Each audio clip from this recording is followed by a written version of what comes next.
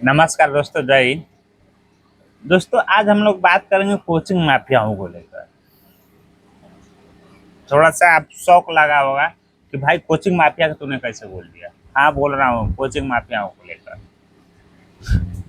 क्योंकि मैंने देखा पिछले कुछ दिनों में कैसे एक टीचर जाता है दूसरे के दीवार पे पोस्टर पे अपना पोस्टर साटता है और उस विवाद को इतना ज्यादा बढ़ जाता है कि एक टीचर के भाई की मृत्यु हो जाती है।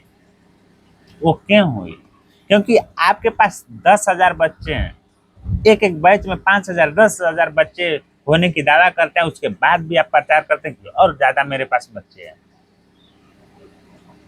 क्या सरकार को नहीं दिखाई दे रही है? एक एक बैच में जिस जो मास्टर 5,000 10,000 बच्चे को पढ़ा रहा है, उसके बाद भी प्रचार करे तो वहां पे बच्चे जाएंगे तो कहाँ पे बैठे?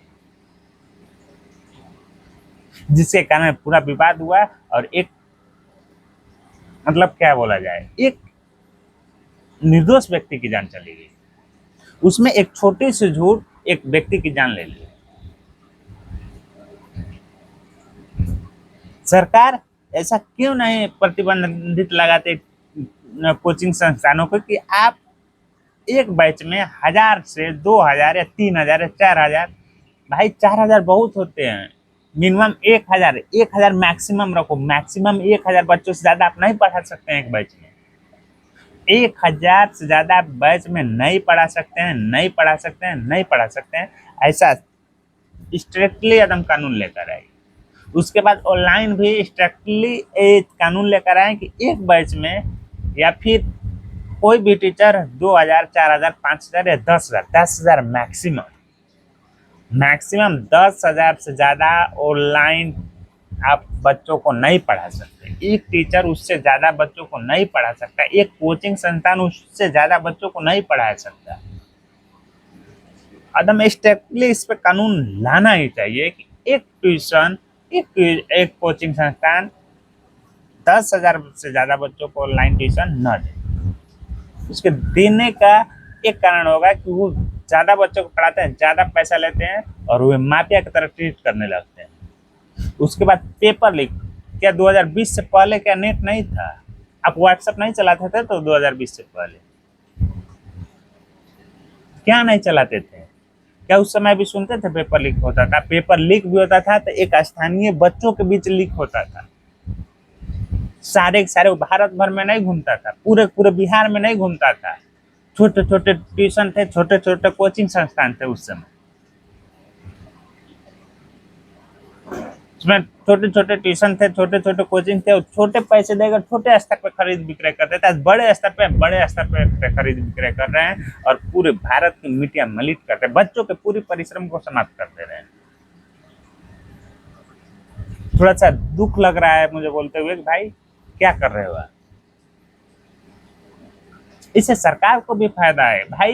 एक टीचर जो लाखों बच्चों को पढ़ा रहा है, एक शब्द जान, बच्चे ऐसे ही होते हैं कि अगर टीचर एक बार बोल दे तो बच्चे अंधाधुन उसको फॉलो करेंगे और मारेंगे, सरकार की बैंड बजा देंगे। तो सरकार भी अपने, अगर वो नहीं चाहती है फिर भी ऐसा कानून लेकर आए कि सरकार पर ना कभी ऐसा विरोध होगा तो एक टीचर ऐसा ना हो कि टीचर सरकार पे भारी पड़ जाए।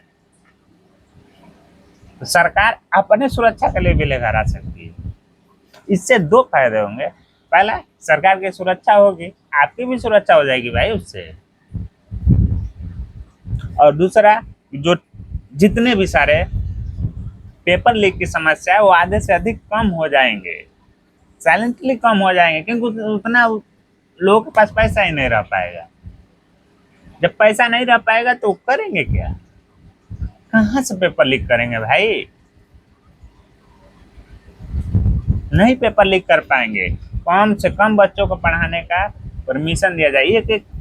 एक कोचिंग संस्थान में जब 10,000 20,000 50,000 एक लाख 2 10 लाख 1 मिलियन बच्चे पढ़ेंगे, उसके पास पैसा होगा तो उस पैसे को कहीं ना कहीं निवेश करेगा ना। कहाँ निवेश करेगा? पेपर को खरीदेगा। और इस तरह से बढ़ते जाएगा और बढ़ते जाएगा।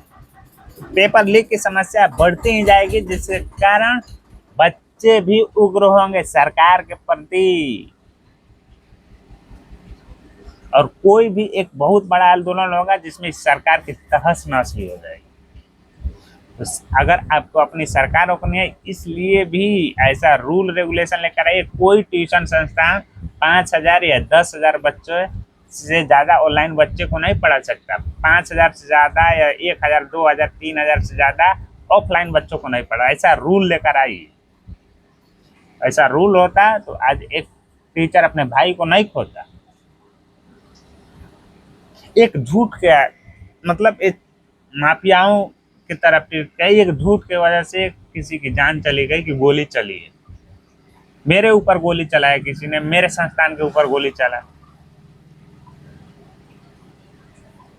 वो बंदा उससे पहले भी बोला था कि मेरे कोचिंग संस्थान पे बारूद चला है, उसका एफआईआर नहीं दर्ज कराया था। हो सकता है वो इसी ने कराया, मैं ऐसा बोल नहीं रहा, मैं ऐसा सोच रहा हूँ।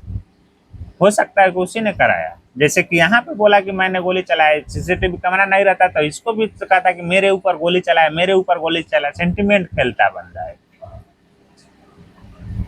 मेरे ऊपर गोली चला, मेरे ऊपर गोली चला, लेकिन बाद में पलट गया। सीसीटीवी कैमरा आने के बाद एकदम 360 डिग्री एकदम घूमा कि नहीं मैंने गोली चलवाया था, मैंने आत्मरक्षा के लिए गोली चलाया। गार्ड ने, मैंने चलाया है नहीं, बोला कि गार्ड ने चलाया आत्मरक्षा की। ऐसा माफियाओं का काम है, माफियाओं का। माफिया क्यों बनते हैं? पैसा होने के बाद भाई किसी को पछता नहीं है। शक्ति प्रदर्शन चल रहा है। आज सरकारें अगर नहीं चेती तो कल सरकार की भी ऐसी तैसी हो जाएगी। सरकार चेते, इसके लिए रूल रेगुलेशन लाया कि कोई भी कोचिंग संस्थान, कोई भी शिक्षण संस्थान 5,000 या 10,000 मैक्सिमम बच्चों से ज़्यादा उनको एजुकेशन नहीं दे सकती।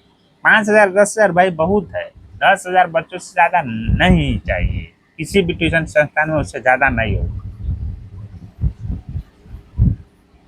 ऐसा भी नहीं हो कि कोई ट्यूशन संस्थान आए, 2-4 अपना ब्रांच खोल लें, उसमें नहीं ये ब्रांच का ये है, ये ब्रांच का ये नहीं। भाई तूने एक खोल लिया ना, तेरा एक है ना, उससे ही सिर्फ करो। उससे ज़्यादा अगर करोगे ब्रांच बांट देंगे, उसमें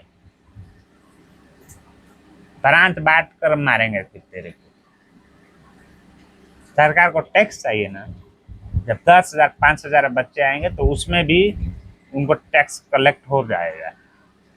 ज़्यादा मात्रा में पढ़ेंगे, ज़्यादा वैरायटी के मास्टर पढ़ेंगे। इसमें तो एक मोनोपोली हो गया ना। एक टीचर जैसे मन करे वैसे पढ़ाएगा, जो मन करेगा वो पढ़ाएगा, उतना ही बच्चों सीखेंगे, उससे ज़्यादा नहीं सीख पाएंगे। ज़्यादा टीचर होंगे, ज़्यादा बच्चे होंगे, वैसे ज़्यादा तरह के सोचने वाले, ज़्यादा प्रकार से सोचने वाले, ज़्यादा टिपिकल प्रकार से सोचने वाले वैसे बच्चे आएंगे। अगर एक ही टीचर पढ़ाएगा तो अपने आप से न पढ़ाएगा, जो आ रहा है वो पढ़ाएगा। 10 टीचर पढ़ाएंगे तो 10 प्रकार के नॉलेज बच्चों के पास जाएगी। तो सरकार एक रूल लेकर आए कि नहीं, 5,000 या फिर 10,000 बच्चों को ही पढ़ाना है, या ऑफलाइन या ऑनलाइन। इससे ज़्यादा बच्चों को नहीं पढ़ाना। अगर आप सहमत हैं, इसे ज़्यादा से ज़्यादा मेरे वीडियो को शेयर करें और मेरे चैनल को सब्सक्राइब करें। Okay, thank you.